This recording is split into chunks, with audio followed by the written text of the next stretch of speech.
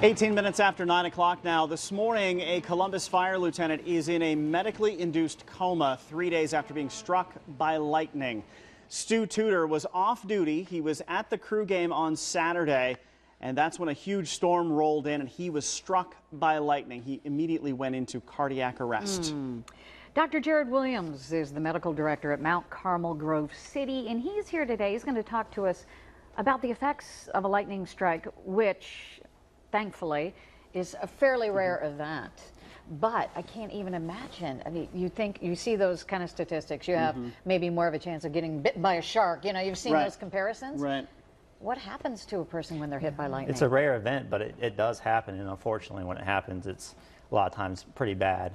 About 1 of every 3 people that gets struck dies from it. Oh, no. Wow. So, and the most common thing, what sounds like happened in this case, is your heart can stop beating. You know, it can first go into an abnormal rhythm, and then eventually it stops. That's because of the electricity? It messes with the electrical currents in your body? Right. It's the same type of thing like, you see on the TV with them, shock the heart.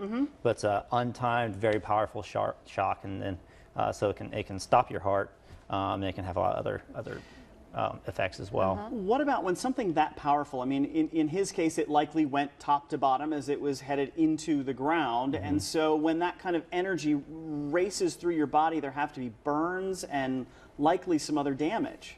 Yeah, there's not only the cardiac effects, but there's the thermal effects from the burns, right? So there's burns on the outside of the body where the lightning strikes you, but then there's also, you almost get cooked from the inside out. Oh, so boy. the electricity races through, and there's bones, there's muscle tissue, there's nerves and blood vessels, all of which has a different resistance to the current. So you can get some pretty bad internal injuries as well. But the most important thing to remember if you're on the scene of one of these incidents is the cardiac effects. So what do you do if you've seen someone who's been struck by lightning? How do you administer some initial help before they get the paramedics or whomever there? Yeah, the most important thing is to act quickly, and obviously, if you're in the middle of a thunderstorm, you need to check your environment and make sure there's no other dangers. But then kind of one myth and misconception that we see is that people think that somebody gets struck, that they're if they touch them, they're going to get shocked, right? But human beings don't store electricity unless you're supernatural powers or something. You are not a capacitor. So starting the CPR very soon is important. That can actually keep their heart going, that sort of thing. The other thing that's important to remember is to not stop CPR even if the person seems like they might be dead, because the electrical effects of the shock could paralyze them, right?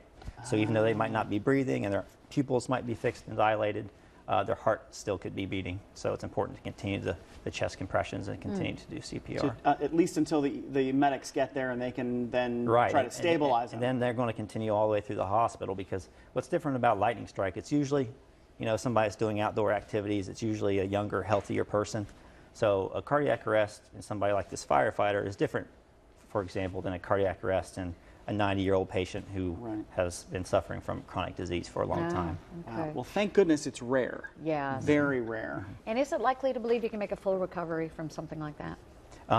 If you catch it soon enough, and your brain's not without oxygen for a long time, it is possible to make recovery. Like I said, about 1 in 3 people tend to survive. Okay, well, we can only hope that that's the outcome here. Absolutely. Hope he does well. Everybody's pulling for him at this point. Thank you so much. Thank you, Doctor. We appreciate it. No place outside is safe when there are thunderstorms in the area. I mean, not to be scary about it, but if you hear thunder, that means inherently lightning is close enough to strike you. So if you hear that, you should immediately go to a safe shelter, which is a good solid building, or stay away with anything with electricity or plumbing. Metal-topped vehicles with windows up, and stay there for a while. And you do want to try to stay in that safe shelter for at least 30 minutes after you hear the very last rumbles of thunder. That's what we call the 30-30 rule. Really? So 30 minutes after you hear the last thunderclap, it means that the storm is likely to be far enough away that you're safer at that point. Lightning can strike 10 miles away from a thunderstorm. Is that right? So that's why it's safer to wait as long as possible. Okay.